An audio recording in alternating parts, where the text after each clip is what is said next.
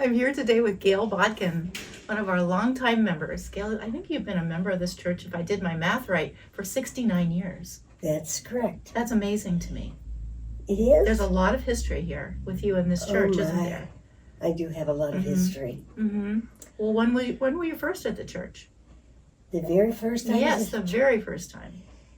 Well, I had just gotten married, and I lived down the hill on Dell and McFarland in an apartment building. Okay.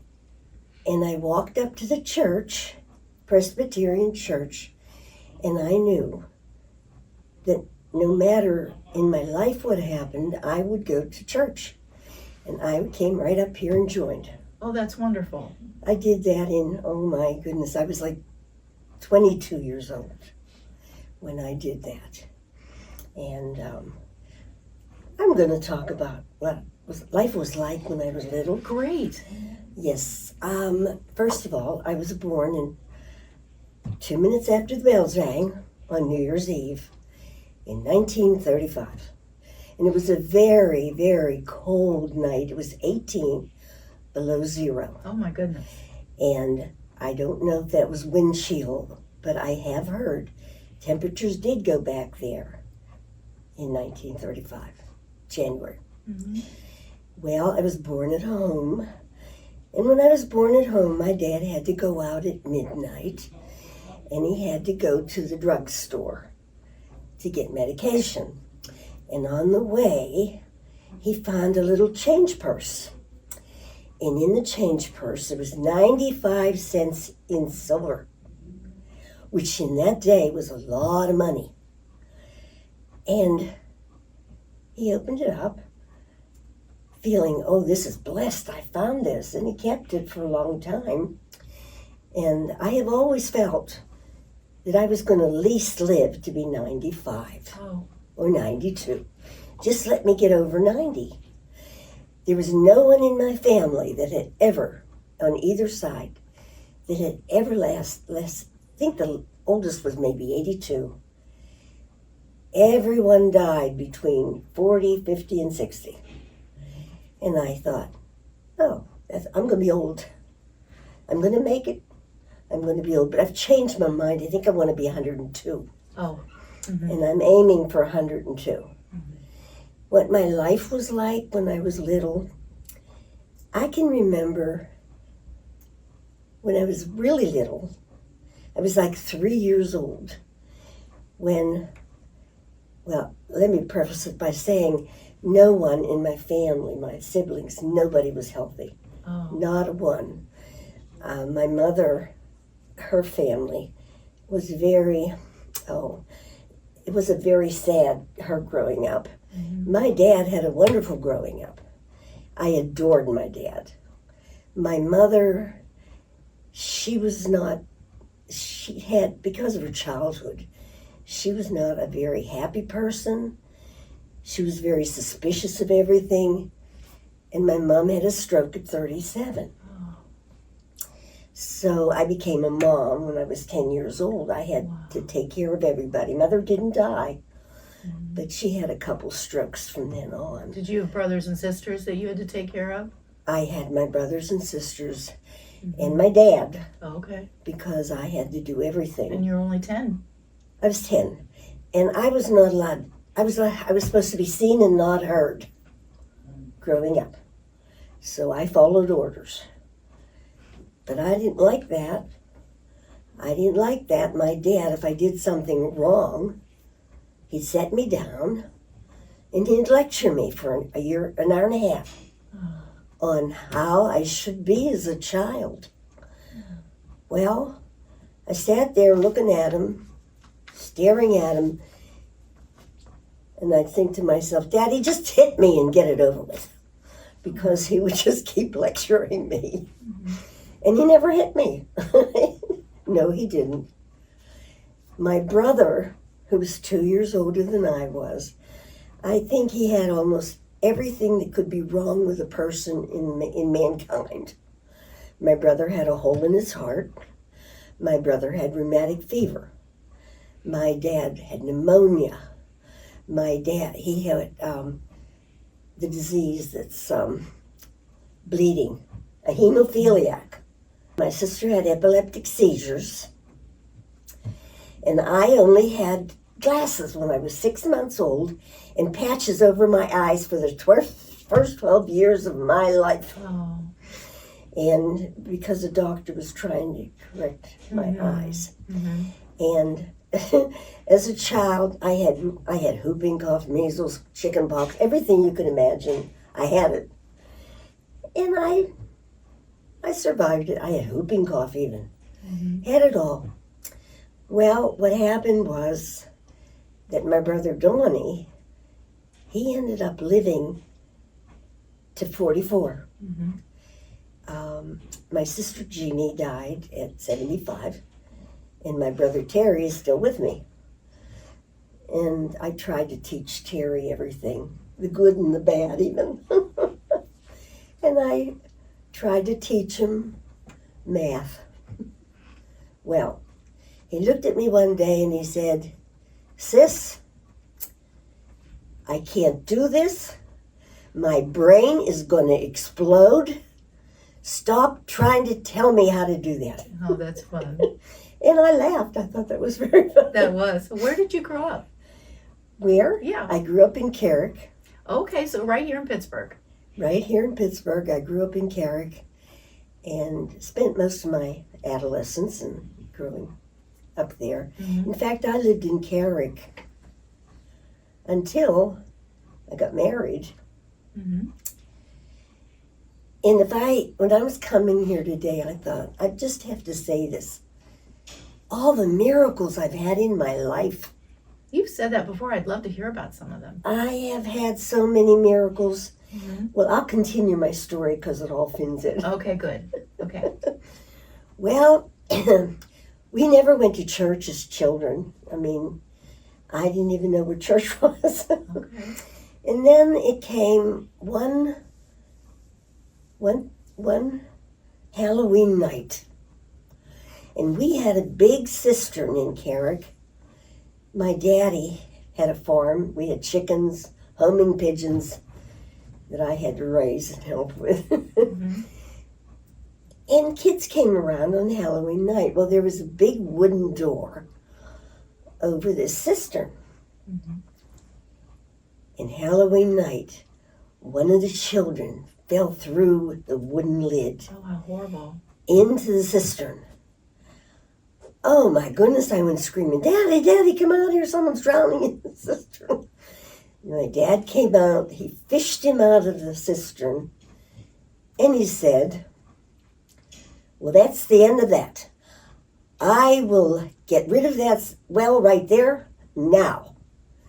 So for the next couple of months, he's down in that cistern, 16 foot down or something, Mm-hmm. trying to dig all the water out. So he's going to fill this up so there's no longer a cistern there. Well, you have to feature this. My dad was not very big. My dad was like 5'7". Of course, in that day, it wasn't as bad as it is today. And he's down in this well. For days and days, he looked like a gremlin or a dwarf or one of them. When along a preacher came from the Lutheran Church of the Redeemer on Brownsville Road, and his name was Dr. Messner. And he was a very tall man. I think he was very tall. I'm not real tall, so what do I know? Mm-hmm. He's down he goes and knocks on the kitchen door, said to my mother, "Hello, is the mister home?" And my mother in the kitchen, she was canning.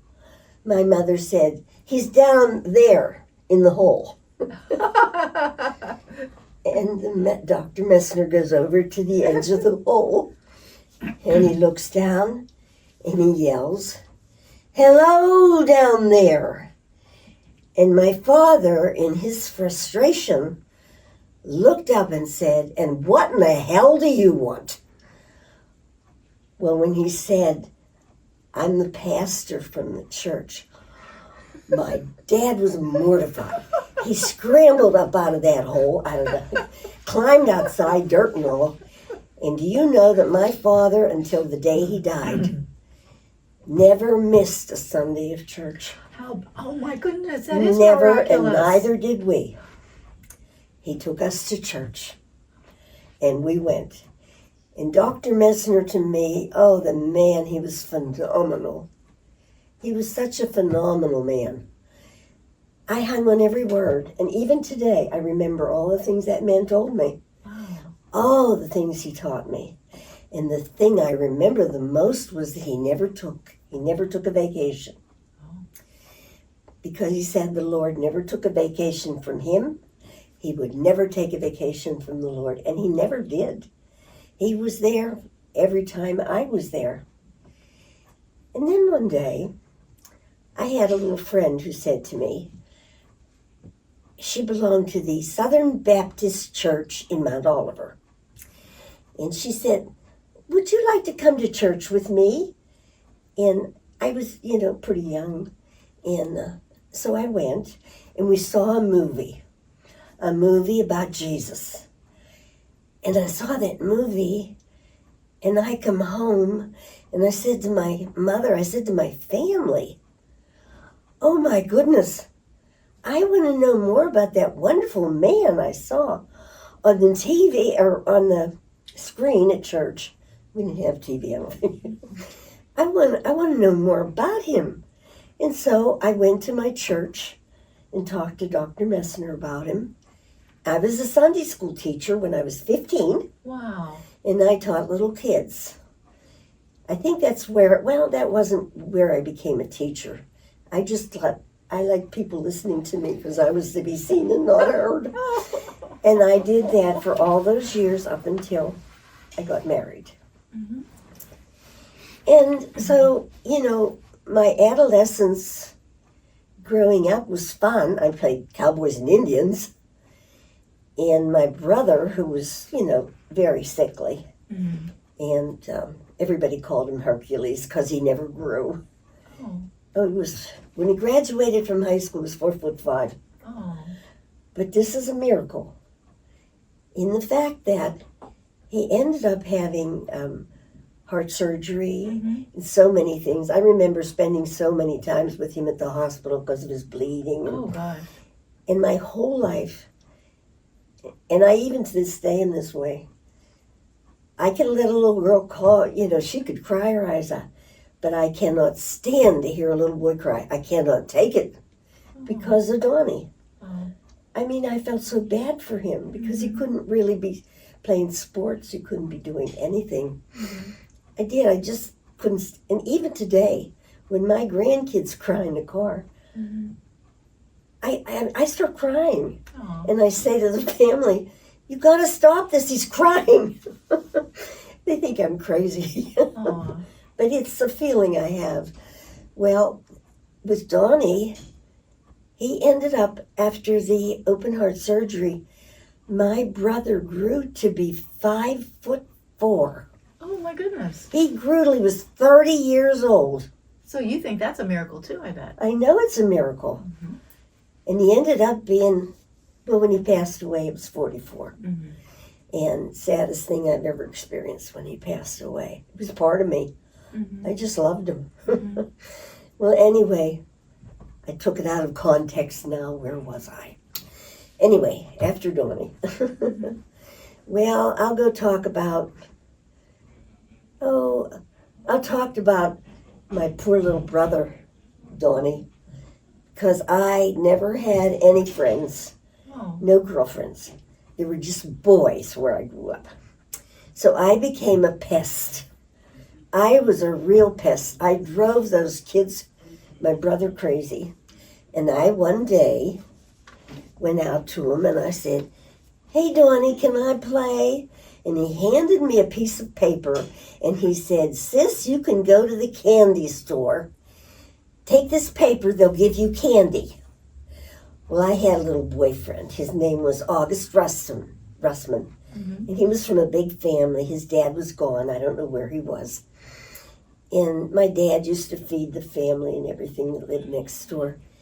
So we set off to get candy. We went to the candy store. The lady looked at us and said, "You can't get candy with that." With my piece of paper. But my brother Donnie said I could. But you can't, that's paper. Well, if he said we could, we can. And we kept staring. I know I was standing there with my arms folded, and we were both glaring at her. We thought, we'll show her. So we set out. We traveled for miles and miles and miles. Oh no, how old were you? About 4. Oh my goodness. We lived in Arlington Avenue. You know where Arlington Avenue is? Well, we walked and walked and nobody would give us any candy. And then we looked up. We were at the foot of a big, long hill. We knew we were lost. And we cried. And we cried. We ended up on Carson Street Oh my goodness. on the south side. Oh my goodness. And the police picked us up. Well, my brother Donnie had to admit what he had done. I think it's the only paddling he ever got. No, he got 2 of them.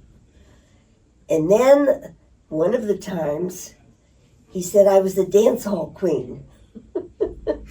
We were playing Cowboys and Indians. Mm-hmm. They tied me up where there was a mine right near our home. Oh. Right down there off of Laughlin Avenue in Carrick. Uh-huh. There's mining down in there. And he tied me up beside the mine. And I'm laying on the ground. Oh no, you were like a damsel in distress or something. Yes. Mm-hmm. And I'm laying there and I'm getting tireder and tireder. It's awful. And I thought, well, so I sang. I love to sing. I sang. I talked to the ants that went by. I apologized for people stepping on them. And then I fell asleep. And I slept most of the day, I guess. I They don't know. left you there a long time. Well, came dinner time. Mhm. This was about noon when they did that. Mm-hmm. Came dinner time. My mother said to my brother Donnie, "Where is this?" Oh, we forgot her. Oh, So they went down, untied me. That's the other time he got paddled. That's the only time. Aw. But my life pretty much was fun. We'd get up in the morning. We never could sleep past 6:30 in the morning. We had to get up. Mm-hmm. I had to do that up till I was 21. Mm-hmm. And at 10 o'clock, we had to be in bed. And so this was our life. We played Cowboys and Indians. We played games with the animals. We did all these crazy things. And my dad, God love him, Daddy could play any string instrument there was without ever having a lesson. He played the accordion. He played the mouth organ. He danced. And he was the entertainment of all parties. And my dad could tell stories. And I inherited that from my dad. Because even today, like Bill says, I talk too much. There's nobody I talk to that I don't have a story that is just like what they're telling me. And I also think, since I'm a teacher, I don't know that they're learning that much anymore. They just like my story. I think you're right. I think it'd be interesting, though, for you to tell us what you do now as you're teaching and a little bit about your teaching. About my teaching? Yeah. Well, I had to support my kids because I had no money coming in. I had nothing. Mm-hmm. And how many kids did you I had 4 kids. They were all born in 5 years. Mm-hmm. And now I have to raise them. I have no money. Right. And I was told to go on welfare. No way was I going on welfare. Mm-hmm. With all my mother and dad had and all their problems, they never went on welfare. Mm-hmm. I remember my mother giving everybody $1, no matter who sent something in the mail. Oh, really? She would, the little we had, she would give everybody $1.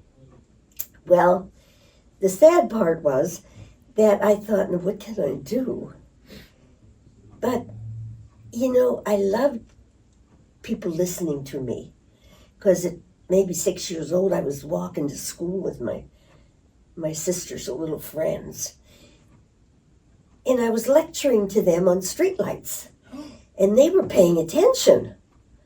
And I thought, oh, they like me. I'm going to be a teacher. And I was 6. So I've had the ability all my life. Mm-hmm. I've gotten myself in trouble.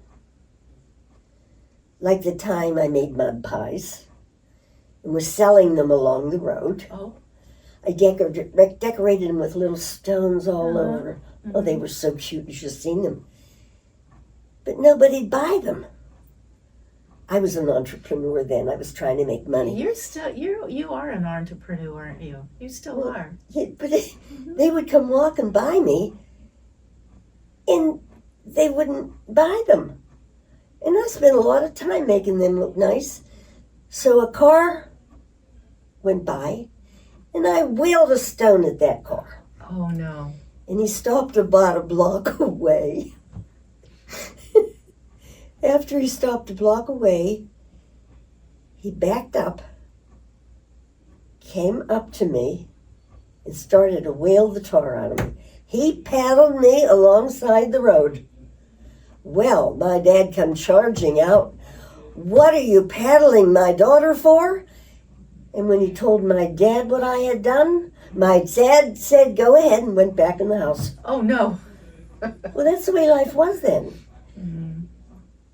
And I tried to listen to everything my dad said because I thought he walked on water. Mm-hmm. My dad, whatever he said was gold. And clear up till I was 22, I never did anything that would make my dad ashamed of me or anything. And this is the way I was raised. Yeah. And this was life for me. Mm-hmm. Well, then when I had to raise the children on my own, I went into the corporations and told them they needed me for employee relations because I could tell stories. Mm-hmm. And then whatever they wanted to learn, I could teach them. I didn't have any ability. I tried to get an art teacher to make me because anybody who's a teacher, any teachers I've ever known gravitate toward the child who knows a little something. Mm-hmm. And the rest of us get ignored. So I went up and I said to her, can I help you out, Mrs. Kaufman? She had blue hair and blue lips and was tall.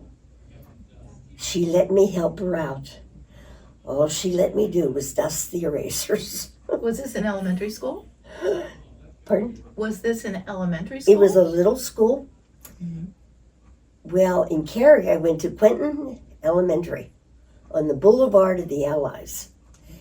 And this church was off of Spring Street where I lived in Arlington. Mm-hmm. First when I was a little child. Well, I went in there. I didn't know what I could do. Oh, sure, I can do that.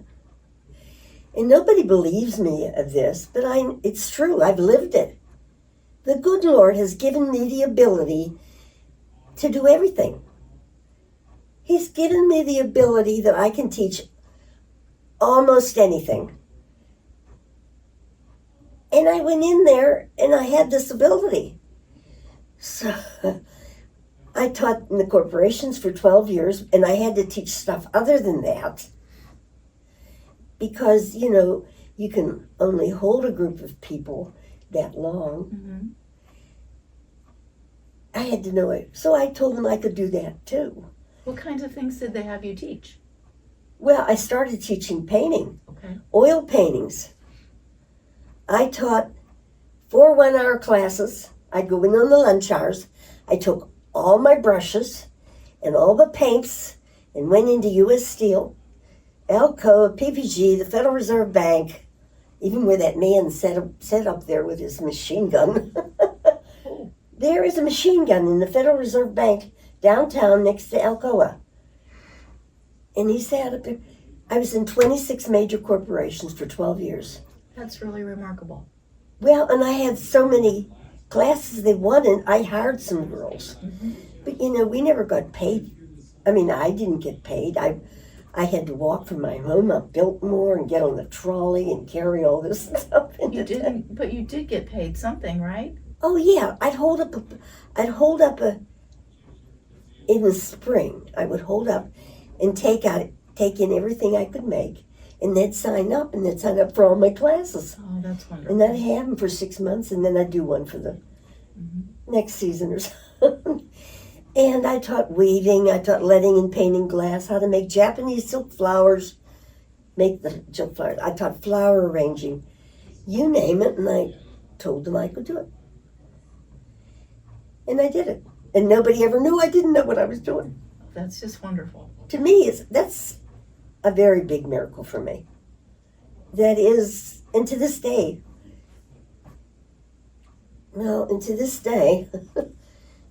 I can still do it. Now, I must say, because people said, oh no, that couldn't happen, it couldn't happen.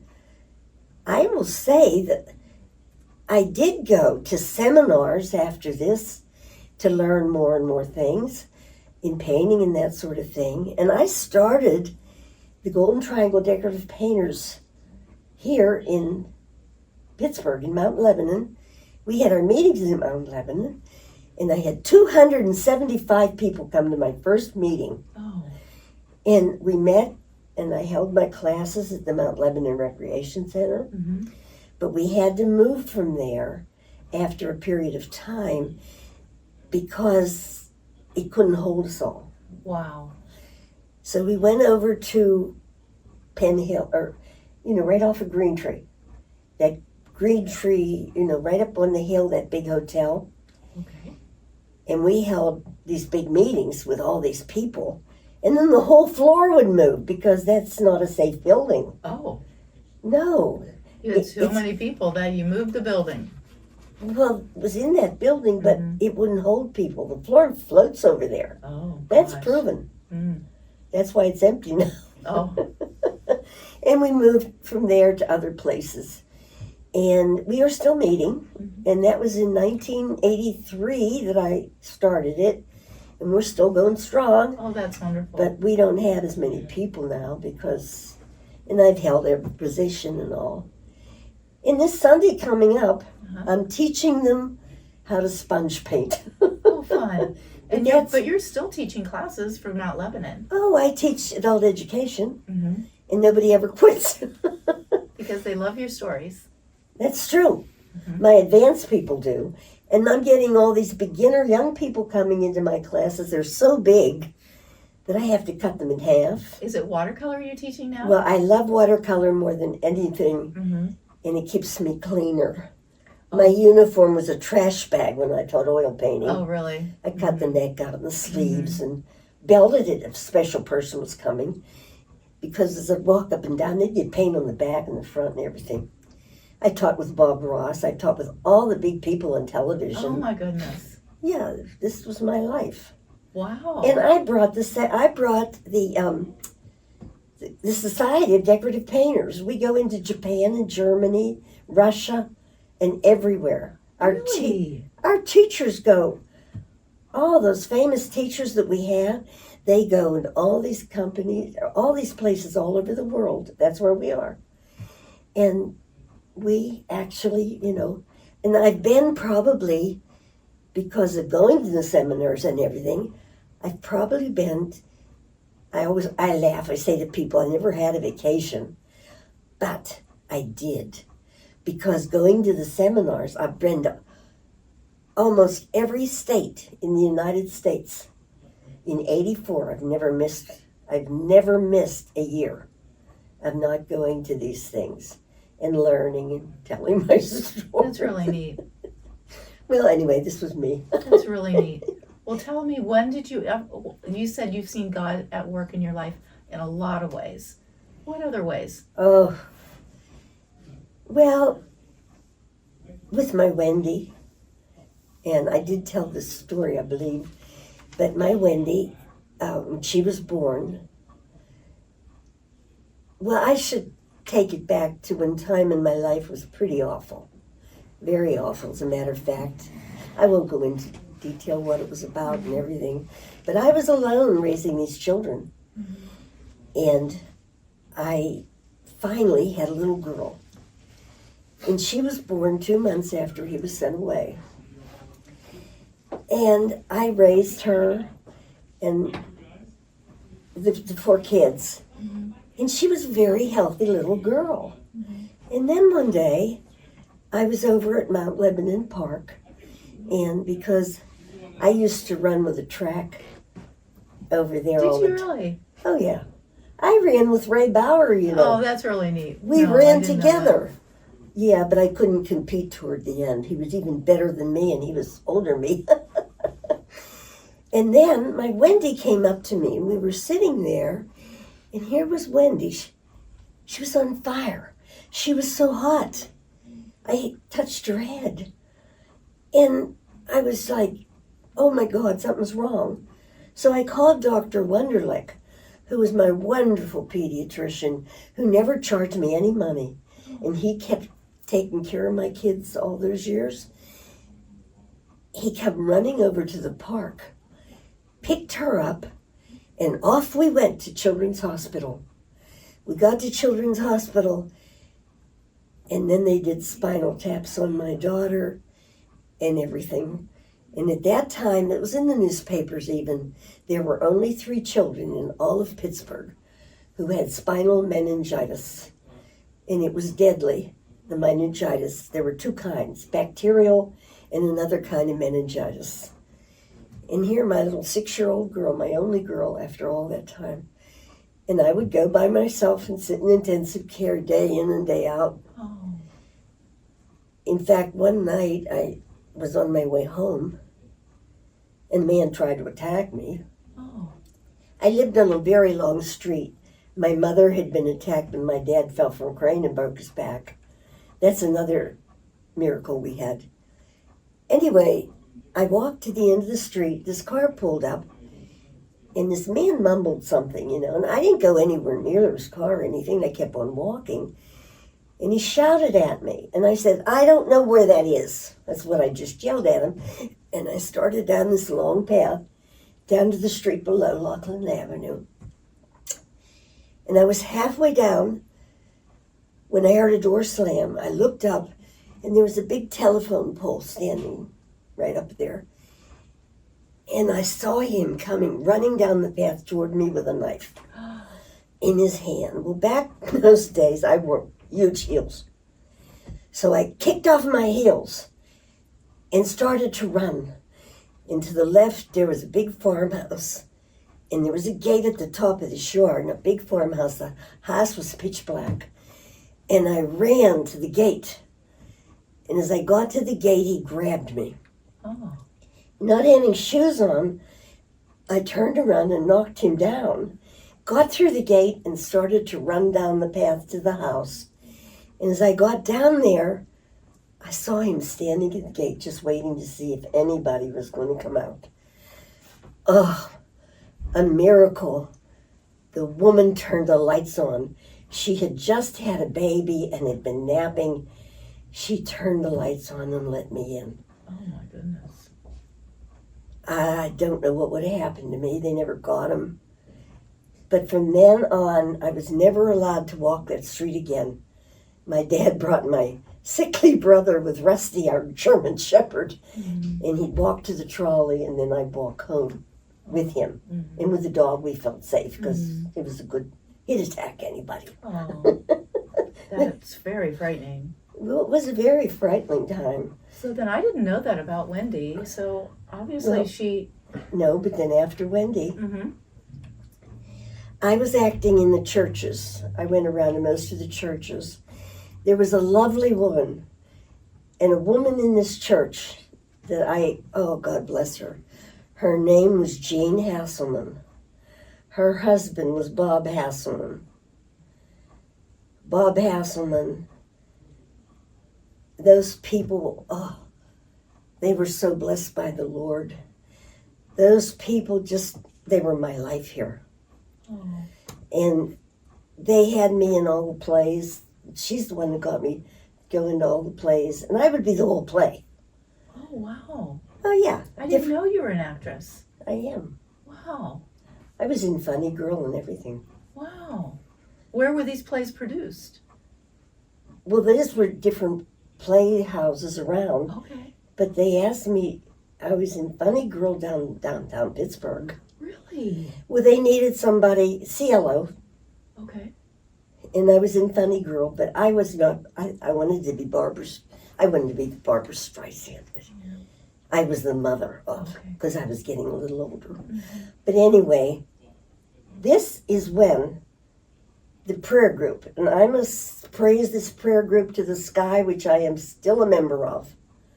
I'm a member now I joined in 1965. They meet at the Berean, but I met with them when they met on Macaulay Street. And what's this prayer group called? The Macaulay, do they still call themselves the Macaulay Street Prayer Group? We have a book out. Yes, I've read it. But I don't know. All I know is that we go to the Berean church Okay. every Wednesday morning. Mm-hmm. And I even got Bill to go, but that has ended. Anyway, we went to this church, and I went there all the time, and oh my, the miracles that happened to me. Was going to go and left to go I went to the prayer group, Mm-hmm. and they all knew about my Wendy, Mm-hmm. and they had a laying on of hands, or they were trying to, but I ran out because I could do it for everybody else, but I can't do it for me. And I did my thing in the afternoon, and I come home, and it was 5:00 at night, and there was a phone call, and someone called and said, "How's your daughter?" I said, "Did you all pray for her?" They said, "You'll never know, will you?" Hung up. That night I got a phone call from the hospital that my daughter had taken a wonderful turn for the roast, Oh. and I could, or for the better, Mm-hmm. and I could probably take her home in the next couple of days. Oh, wow. Well, with the 3 children that had this, Mm-hmm. one was a baby that died, one was a little boy, and one was my Wendy. And she was getting better. Well, then people would think that she didn't have this, they would think that she didn't have this bad. Mm-hmm. So and so, but the miracle becomes so evident when 6 weeks after she's home, the doctor comes to my house and asks me where my Wendy is. And I said, well, she's gone to school. She stayed home because she was so weak and everything. Mm-hmm. She came home.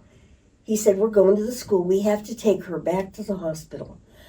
I said, we can't do that after all those spinal taps she had. Yeah. Oh my goodness, it's awful. He said, we have to take her. We picked her up, took her to the hospital. They did the spinal taps on her. And the spinal taps show that the fluid in her system Mm-hmm. was perfectly clear. Now that's a miracle that, and my daughter today, Mm-hmm. my daughter's a wonderful, wonderful Christian. Mm-hmm. She's a hospice nurse. She Mhm. helps everybody. And right now she supports everybody because her husband's had all these things happen to him. Mm-hmm. And she was out.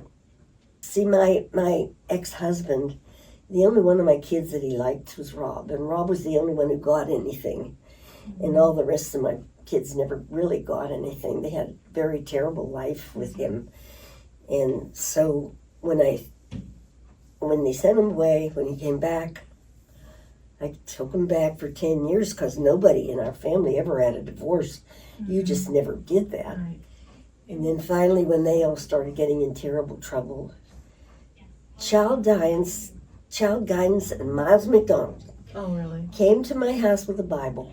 Oh. And he said, you show me in this Bible where your 5 lives are not worth one. Oh. And I realized. And Wiley Busey from this church, he got me my divorce. I never got any settlements, so I never had any money. Mm-hmm. And my ex-husband's family, they were so wealthy they owned half of downtown Pittsburgh. They had died. And I must say that I don't want to downplay my ex-husband, but I understand that there was so much about his childhood growing up that made him be like he was. And I forgave him for everything and so on, but it was affecting the family. And then I had to raise these kids. That's when I went and told the stories. Right. Went into the corporations. I have taught in every small store, in Gimbel's, Frankensader's, all the department stores, Kaufman's. I have taught in all of them. Creative hands, God bless them, they were wonderful. And today, there's no place I haven't taught. And I'm never tired.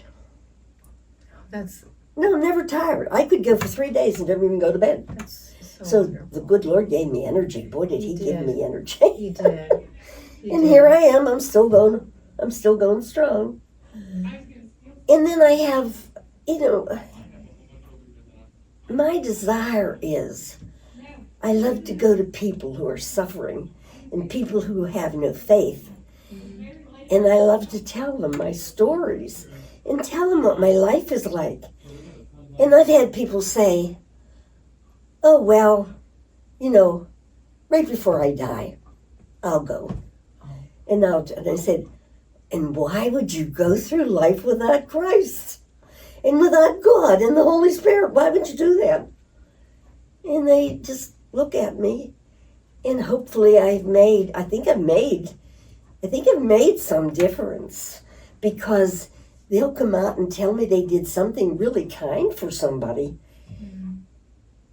And I hang on that. But truly, this is funny. I really wouldn't change one day of my life. No, I really wouldn't. Because growing up and doing like I did with my family, I became a doormat. And that's why I married the person I married. I only married him because I loved his mother. And she treated me like a daughter, but I never had that. And then, of course, all these years went by. But being bullied like I was growing up, it only made me stronger. Kids would make fun of me with my patch on my eyes and do all this. But it just made me strong. It didn't make me sad. I just thought, I'll show you. And then I did. And so when I had to do something on my own, it made me very strong. And people would say to me, you are so independent. How do you do that? And I look at them, because I wasn't. But this is my life. And when I became a buyer at Kaufman's, because, traveling and doing so much, I wanted to be one place. Yeah. My kids got into awful trouble. And I realized that I had to do something more than be gone. I taught classes in the morning, came home for lunch. I had breakfast in the morning, came home for lunch, classes in the afternoon, came home for dinner, and went out till 10 o'clock at night. I taught all those classes all day. And I did it like 6 days a week. And I was able to live in Mount Lebanon and not lose the house that my husband was putting liens on, taking my money away from me. Yeah. But I thought to myself, really, doing what I did was fun. It was fun. And that's like why you're still having fun. Are you Well, still I having am. fun? Every day of my life. Well, how has faith played a role in your life? Faith? Faith. Because I knew that I could turn to God. No, I just knew. We had all kind of conversations. All those years he was gone, he was always there. And I should have told you this. Oh my God, the biggest miracle in my life. And this was when he was gone, my husband. and my friends, Nancy and Rich Rice, who belonged to this church, took me up to Faith at Work, up in the Poconos. And I ended up going up there, and they had this man. I can't remember who he was. They laid their hands on me, and it was like a lightning bolt went right through me. And I met Jesus. And then for months and months and months, every time I prayed, the whole room lit up. It was warm. Oh. And this was my life for so long. And then, of course, not going to church, and I say this to people, you know, they say I can pray, and I even said that. Well, I can pray here at home, I can pray this, but it's the fellowship of the people in church that make your spirit grow and grow and grow. And so with the 10 years and this problem with my leg and all that stuff, and not seeing people, because I need people. I need people. Yeah, and not seeing people, but I think that was causing a lot of the depression I had. But still, you know, I still have that. And I do think when I was a little girl, I can remember, and it's not a seasonal affective thing. That probably doesn't help it. Mm-hmm. But I'd had this every year. It starts at Thanksgiving, and I'd go through this till March. And then I pretend. And I act really happy. You know, so nobody knows. But that's it. That's the only, I mean, I'm lucky. I mean, look at me. You know how many steps I have bounced down in my life? No. I crushed a disc at the end of my spine. Oh, gosh. That prayer group played for me. Yeah. I wore one of these corsets from here to there. Yeah. And then they prayed for me. I was trying to get away from somebody who was throwing me into the swimming pool. And I fell on that cement ring, and I crushed a disc at the end of my spine. How awful. They fished me out, and I never even went to a doctor. Oh, gosh. And then finally I had to, and that's when he told me about this crushed disc. Mm-hmm. That prayer group prayed for me. I've never had a pain in my back since. I'm just so grateful that you have such a strong faith, and you know that God is always there to help you. And your life is living proof, isn't it? Yeah, I guess. Maybe I have too many more stories to tell. I'm writing books, you know. I think that's a great idea. Yeah, I'm writing funny things about me as a little kid for the grandkids. Mm-hmm. And then I'm writing my book about my life. I'm not putting names in it. And anything about that, I'm not doing that. And then I think I'm going to write a second book about my life as I'm older, because, boy, I could fill books and books. Okay. Thank you so much for this. This has been really a joy to be able to talk to you and to share your faith stories. Thank you, Gail. This has been wonderful. Yeah, but you know the thing about, and Dr. Messner said, don't hide your light under a bushel. And I don't. No, you don't. No. You're a blessing. Well, thank you. Mm-hmm. Thank you. The Lord's blessed me. I better pass it on. Thank you so much.